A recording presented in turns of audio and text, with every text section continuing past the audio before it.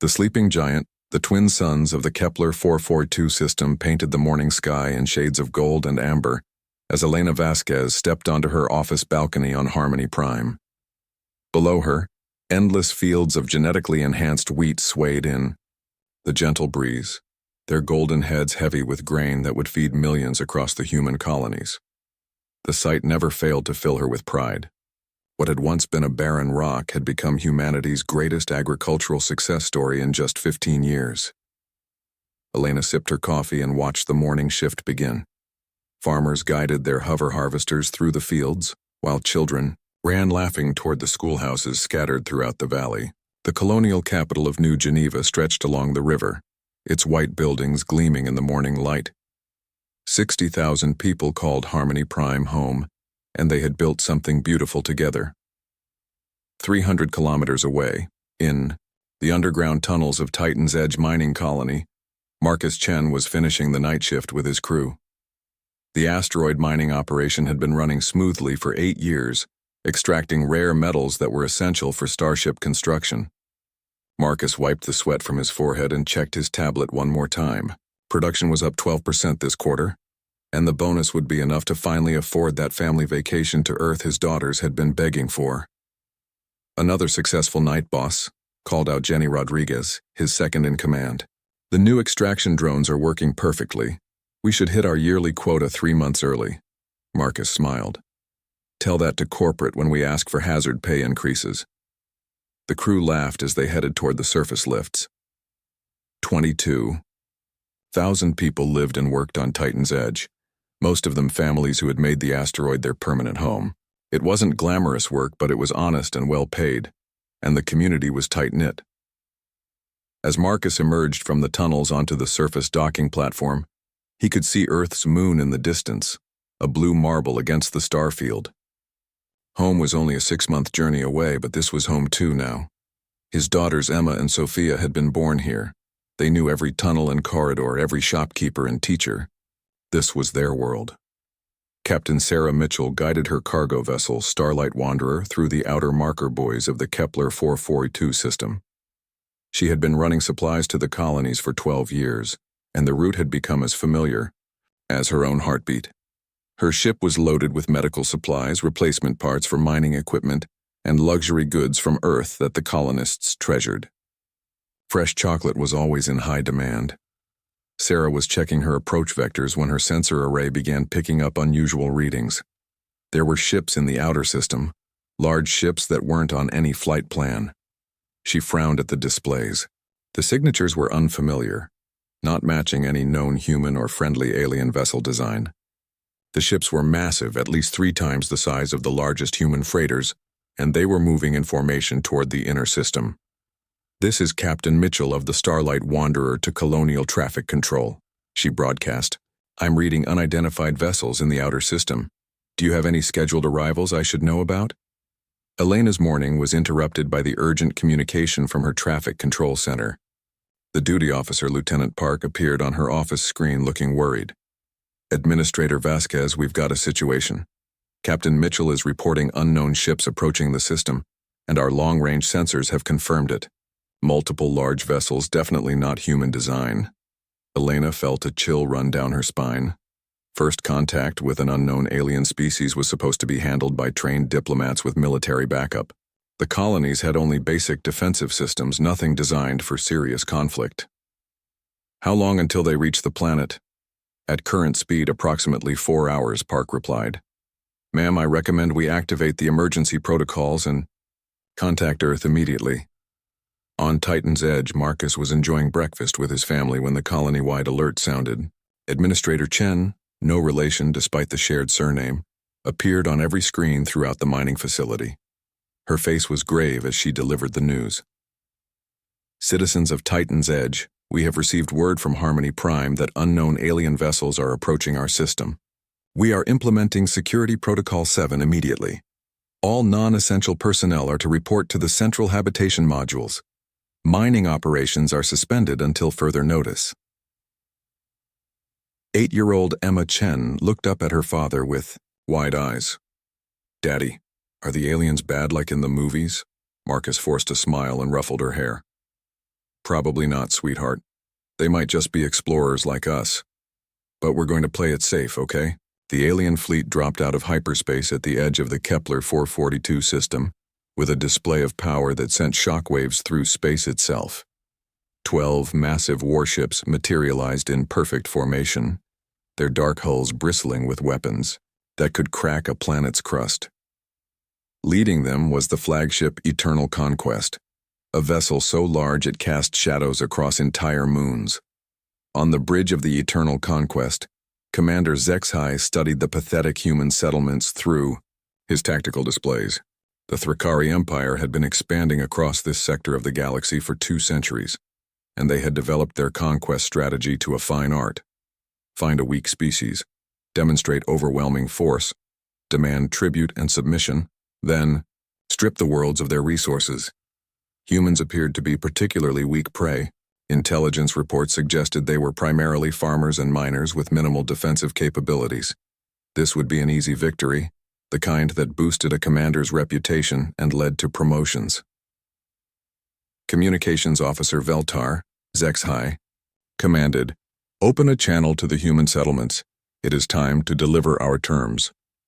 The transmission reached both Harmony Prime and Titan's Edge simultaneously. Elena was in her emergency command center when the alien face appeared on her screens. HFY was tall and reptilian, with scaled skin that shifted color in patterns that suggested aggression. His eyes were cold and calculating, and when he spoke, his voice carried the authority of someone accustomed to being obeyed without question. "Primitive humans," HFY began. "You are now subjects of the Thrakari Empire. Your worlds contain resources that belong to us. You have 24 standard hours to evacuate your colonies completely. Anyone remaining after that time will be considered hostile and dealt with accordingly." Elena found her voice despite the fear clawing at her throat. "I am Administrator Elena Vasquez of Harmony Prime. These are peaceful settlements with families and children. We have done nothing to threaten you. Surely we can reach some kind of arrangement." HFY's laugh was like breaking glass. "There is no negotiation, human. Your species is weak and unworthy of these worlds. You will leave, or you will die. Choose quickly." The transmission ended, leaving Elena staring at a blank screen. Around her, the emergency command staff sat in stunned silence. 24 hours to evacuate 60,000 people with only civilian transport vessels. It was impossible.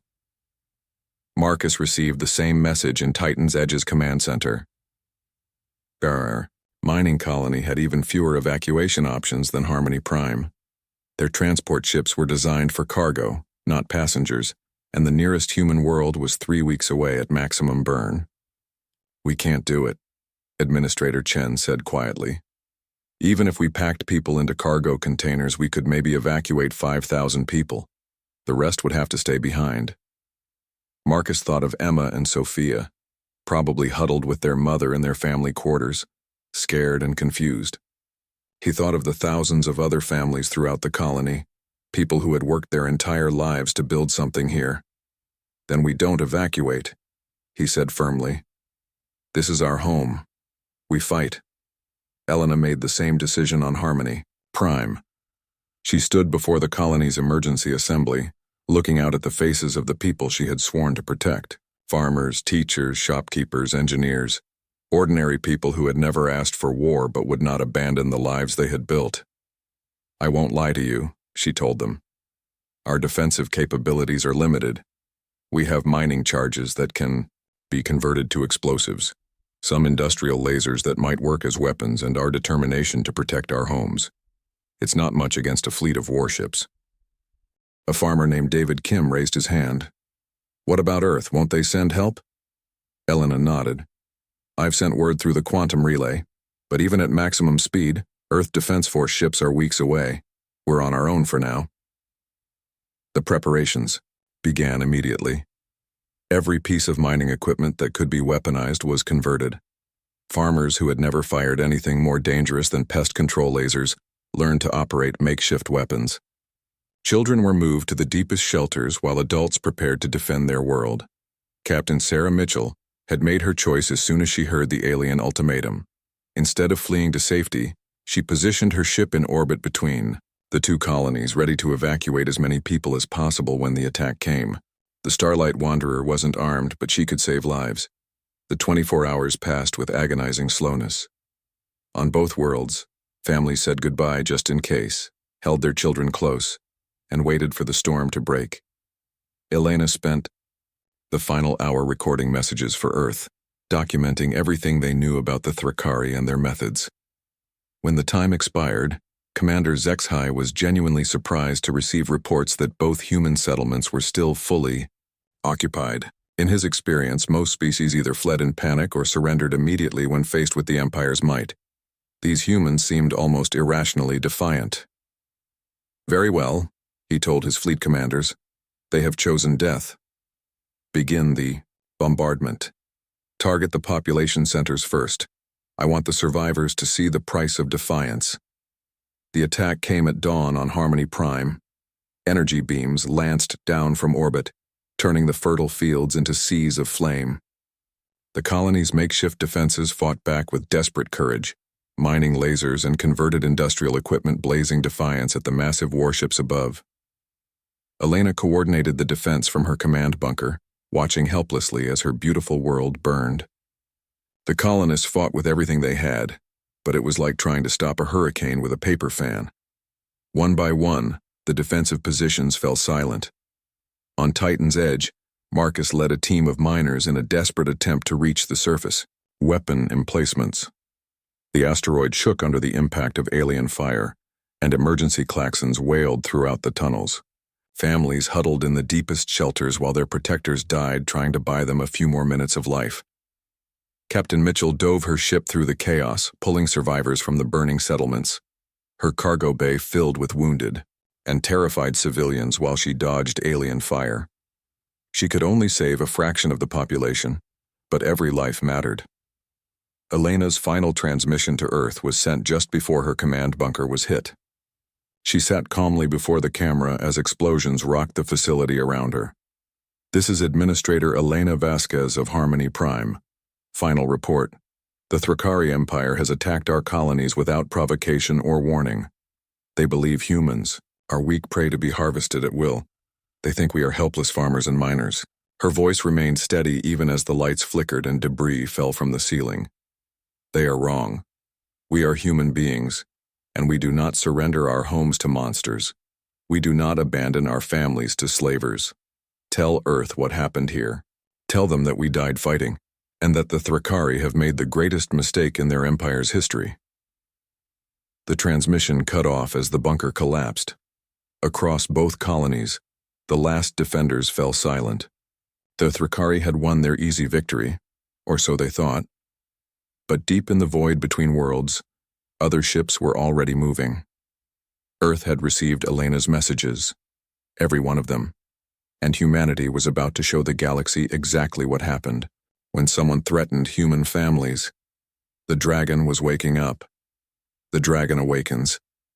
The emergency session of the Earth Defense Council convened in the deepest levels of NORAD at 0300 hours, exactly 6 hours after Elena Vasquez's final transmission reached Earth. Admiral Victoria Cross stood at the head of the war room's holographic display, her steel-gray eyes reflecting the red glow of tactical screens showing the burning colonies. Around the table sat the most powerful military and political leaders on Earth, all awakened from sleep to confront humanity's darkest hour. President Catherine Moore's face was pale as she reviewed the casualty reports. 82,000 confirmed dead across both colonies. These weren't military targets, they were farmers, miners, families with children.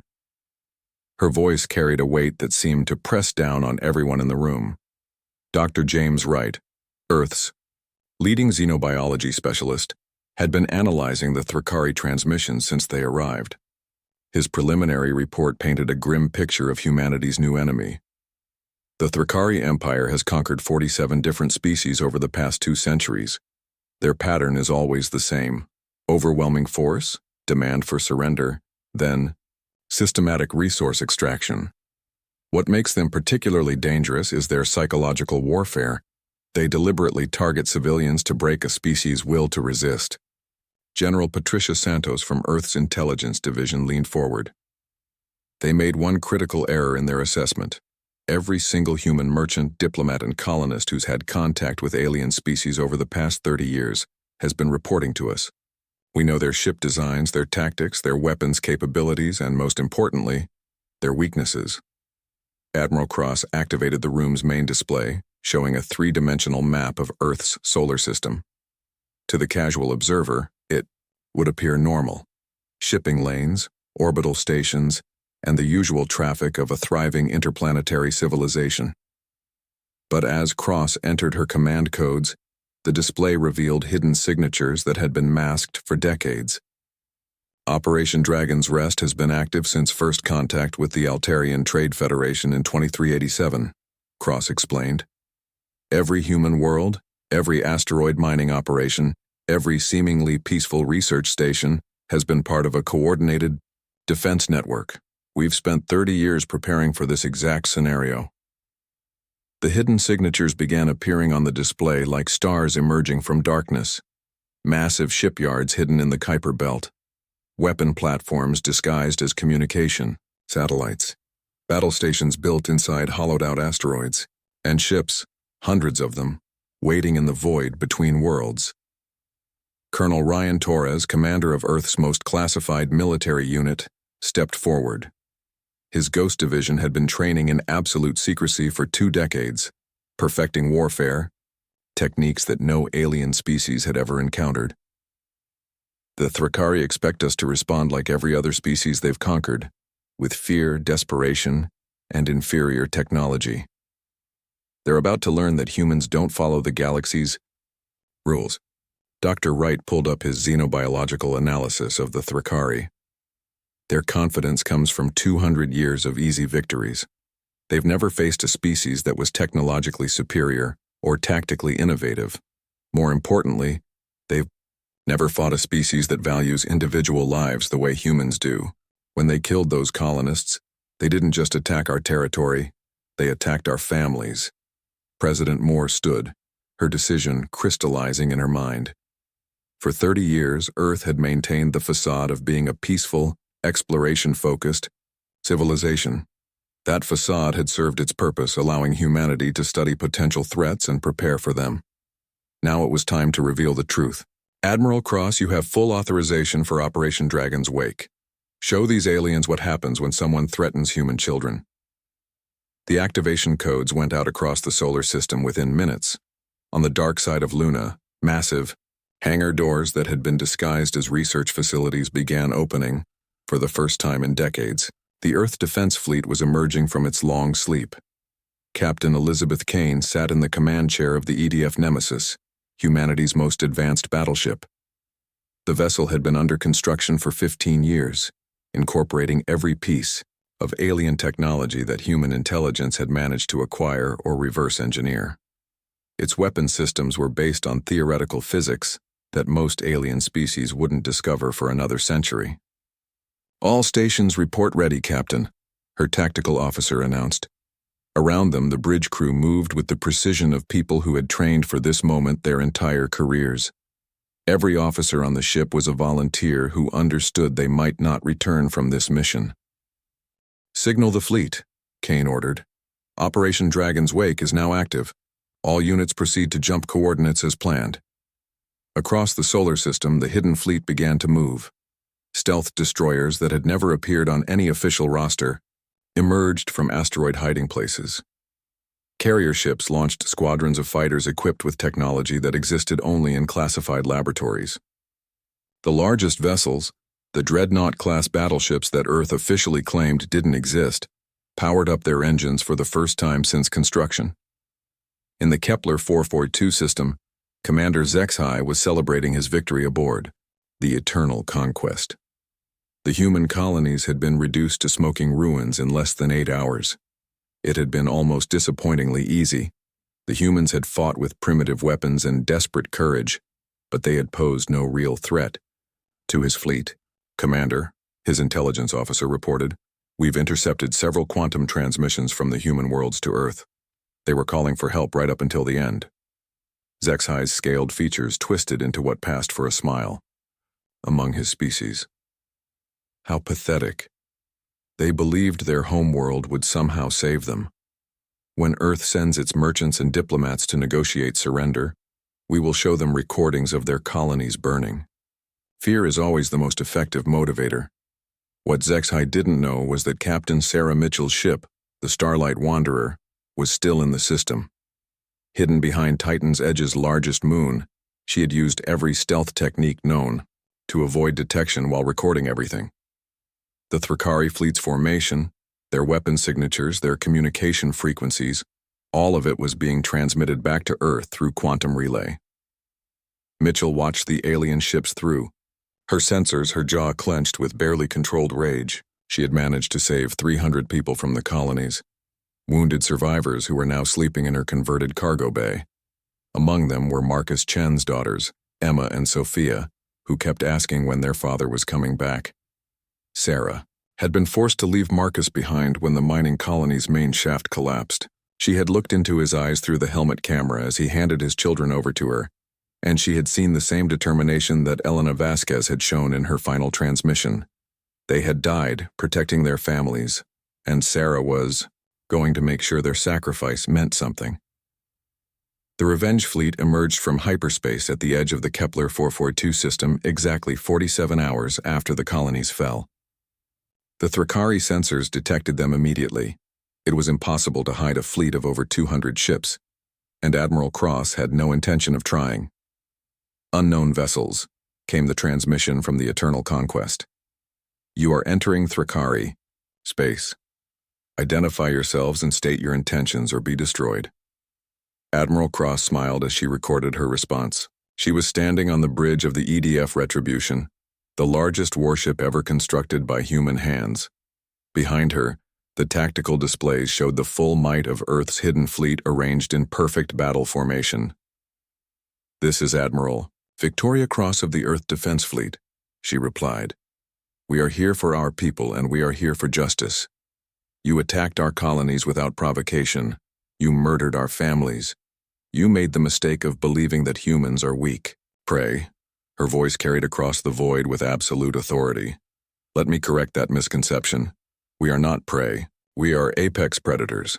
And you have just entered our hunting ground. Commander Zexai stared at the tactical display in growing confusion. The human fleet was massive, easily matching his own forces in terms of numbers. But that was impossible. His intelligence reports clearly stated that humans had only civilian vessels and a small patrol fleet. Where had these ships come from? Analysis of enemy vessels, he commanded his tactical officer. Sir, I'm having difficulty getting clear readings. Their ships are using some kind of advanced stealth coding that's interfering with our sensors. What I can determine is that their largest vessels are approximately the same size as our heavy cruisers, but the energy signatures are unusual. Zexai's confidence began to waver. In 2 centuries of conquest, the Thrakari had never faced a fleet this large or technologically sophisticated. Every previous enemy had been obviously inferior, small fleets of primitive vessels that were easily overwhelmed. All ships, battle stations, he ordered. We will show these humans the same fate we showed their colonies. The Thrakari fleet moved into attack formation, their weapons charging for the devastating first strike that had broken so many other species. Zexai watched with satisfaction as his ship's primary cannons locked onto the human flagship. One good hit would vaporize their command ship and send the rest fleeing in panic. Fire all weapons, he commanded. The space between the fleets erupted in brilliant light as dozens of energy beams lanced toward the human ships. The weapons that had destroyed the colonies struck the Earth Defense Fleet with the full fury of the Thrakari Empire and accomplished absolutely nothing. The human ships absorbed the energy barrage without even slowing down.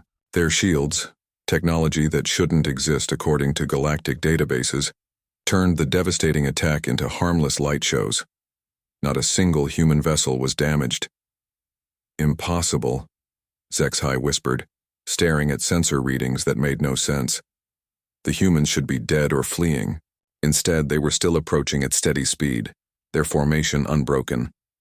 Admiral Cross's voice came across the communication channel, calm and controlled. "Is that all? Our turn." The human fleet opened fire, and the Thrakari learned what real weapons looked like. The EDF Retribution's main guns fired concentrated bursts of antimatter contained in magnetic fields, technology that existed only in theoretical papers in most civilizations. The beams struck the Thrakari heavy cruiser domination dead center, and the massive warship simply ceased to exist. Captain Kane's nemesis demonstrated humanity's mastery of particle physics by firing streams of accelerated matter that passed through Thrakari shields as if they weren't there. 3 more alien ships died in the first salvo, their crews never understanding how they had been killed. Colonel Torres launched his Ghost Division fighters, small, incredibly fast ships that could phase in and out of normal space-time. The alien point defense systems couldn't target what they couldn't consistently detect. The human fighters appeared inside the Thrakari formation like deadly phantoms, striking at engines and weapon systems with surgical precision. The battle that followed wasn't really a battle at all. It was a demonstration of what happened when a species that had spent 2 centuries conquering farmers and merchants met a species that had spent 30 years preparing for war.